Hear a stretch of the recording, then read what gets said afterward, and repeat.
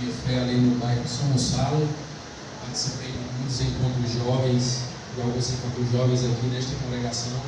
Estou feliz em ver alguns dos meus irmãos que eu conheço e eu sei que os irmãos estão felizes em nos ver, devido ter casado, fui morar em outro bairro e não está sendo constante estar vendo os irmãos, mas graças a Deus o Senhor nos concedeu esta oportunidade.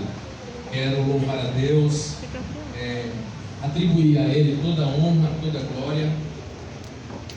Deus sabe da nossa capacidade e limitações, mas aprove a Deus esta oportunidade. Agradecer também a confiança do nosso pastor em nos escalar nesta noite para estar trazendo aqui para os irmãos uma reflexão com base naquilo que foi preparado. Amém, meus irmãos? Amém. A lição que estaremos estudando, meus irmãos, é a lição de número 1. O tema geral da lição preparado para esse simpósio de doutrinas repita comigo, Paulo, o modelo de cristão. Está baseado em 1 Coríntios capítulo 11, versículo de número 1, quando o apóstolo Paulo disse: sede meus imitadores como eu sou de Cristo.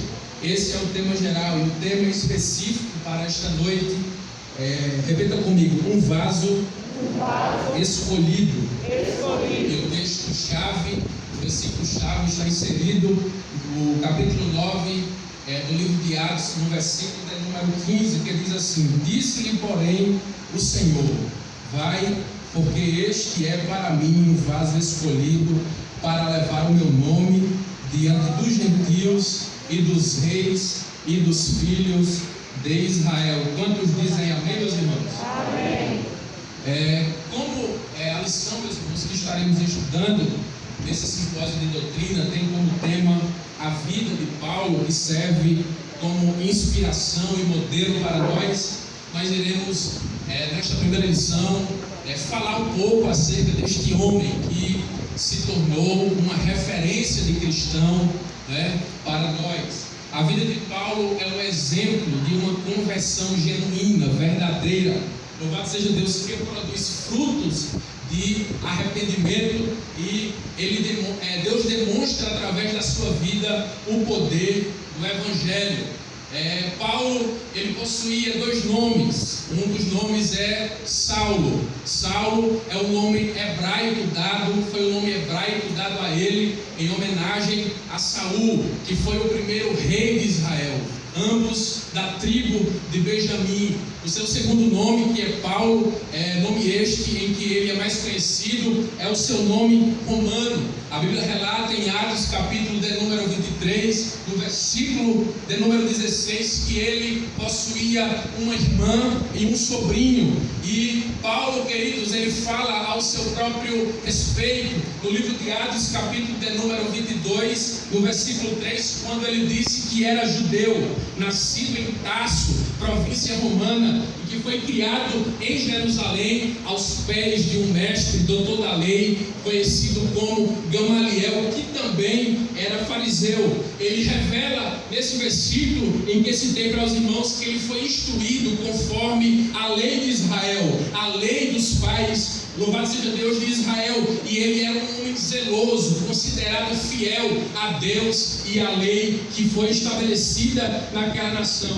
Paulo, ainda no capítulo 3, versículo 5 do livro de Filipenses, ele diz que foi circuncidado ao 8º dia, segundo o costume das crianças, meus irmãos israelitas, e ele revela que era da tribo de Benjamim. Louvado seja o nome do Senhor. E segundo a lei, ele foi fariseu. A função de fariseu, queridos, era a função de estudar a lei, a Torá, a tradição dos anciãos.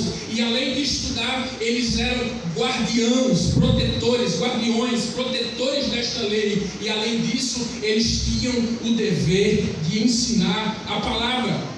E o nome fariseu, meus irmãos, quer dizer separado. Eles tinham uma preocupação muito grande de viver separado, de não se contaminar cerimonialmente falando, onde eles tinham cuidado de se relacionar, de haver ali um contato com os gentios, pessoas estas de outras nações que serviam a outros deuses. E pelo fato de haver ali um contato, eles se consideravam impuros cerimonialmente, e quando acontecia isso, eles precisavam de um rito para a purificação. Então estes homens, eles viviam de maneira separada, de maneira restrita, e eles tinham um cuidado muito grande concernente a isso. Louvado seja o nome de Jesus. Ainda em Filipenses 3:6, ele relata e afirma que por causa do seu zelo pela lei, ele foi perseguidor da igreja, do cristianismo. Nós podemos, queridos, perceber que diante do seu conceito, em sua mente, você fariseu, ele amava o judaísmo. E tudo o que ameaçava o judaísmo, ele tinha em mente combater veementemente. Quando voltamos na história, nós podemos observar que quando João Batista foi levantado por Deus como profeta, no capítulo 1, em versículo 19 e 21 do livro de João, esse texto revela de que a fiscalização, o sistema religioso da época, foi enviada a João Batista para perguntar: quem és tu, João Batista, que se levantaste como profeta, como porta-voz de Deus, e está profetizando, né? E João Batista ali diz que é somente uma voz que clama no deserto.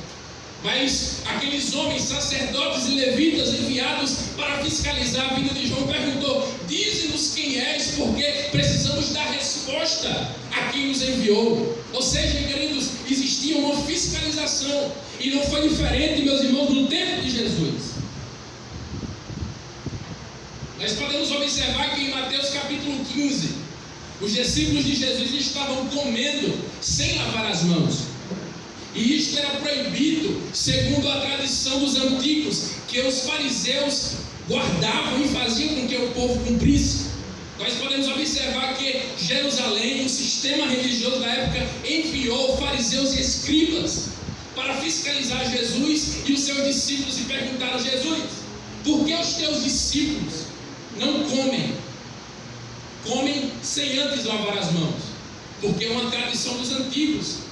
E muitas outras tradições nós recebemos como estas para guardar, como quando voltamos do mercado, e quando compramos algo, antes de usar, nós lavamos eles como uma purificação ritual. Só que os teus discípulos não estão cumprindo esse mandamento.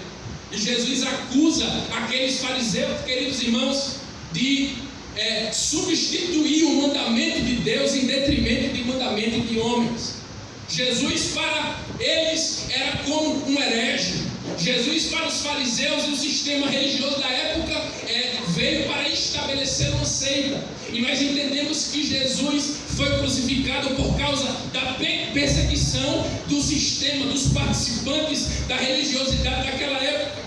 Quando Jesus morreu, meus irmãos, eles deram o seu grito de guerra. Eles acharam bom, porque, louvado seja Deus, aquele que ameaçava a religiosidade deles havia morrido. Só que Jesus ressuscitou ao terceiro dia. Ele se encontrou com os seus discípulos, e depois de assunto aos céus, antes disso ele diz: olha, ficai em Jerusalém, porque a promessa do meu Pai vai descer sobre vós. Quando Jesus assuntou aos céus, estavam os discípulos todos reunidos em um só lugar. E no capítulo 2 do livro de Atos, o Espírito Santo foi derramado sobre a vida daqueles, e foram vistas línguas repartidas como de fogo. E o Espírito Santo, meus irmãos, diante daquela multidão que se colocaram de frente aos discípulos de Jesus, o Espírito Santo inspirou a Pedro para trazer uma mensagem poderosa que granjeou para a igreja quase 3.000 almas. E isso, meus irmãos, foi uma grande preocupação para o sistema religioso da época.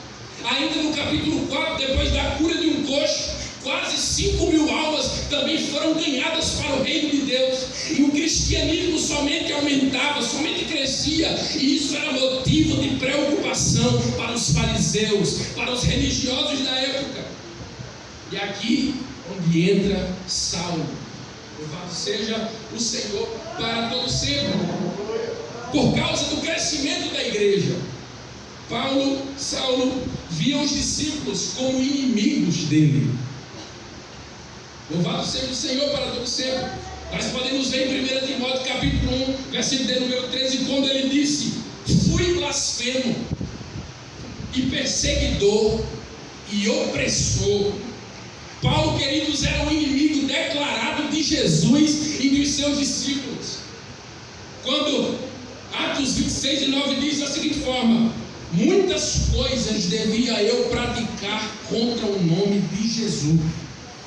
Essa era a mentalidade de Paulo.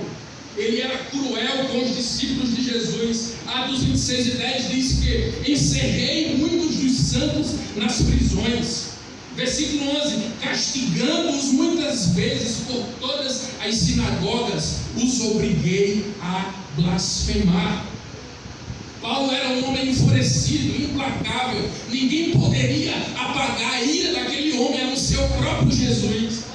Ele diz em 26:11: enfurecido demasiadamente contra eles, até nas cidades circunvizinhas, estranhas, os persegui. Só que não sabia Paulo, irmãos, que ao perseguir a igreja, a procurar matar os cristãos, ele estava perseguindo o dono da igreja. E Jesus, quando se revela para ele, com aquela luz, com aquele esplendor mais forte que o sol, Jesus disse: Saulo, Saulo, por que me persegues? Ele disse: quem és, Senhor? Como assim quem és, Senhor? Na mente de Paulo, nenhum ser humanamente falando poderia se manifestar a ele com uma luz tão forte, né? Então, no conceito de Paulo, Paulo era inimigo, Saulo era inimigo da igreja.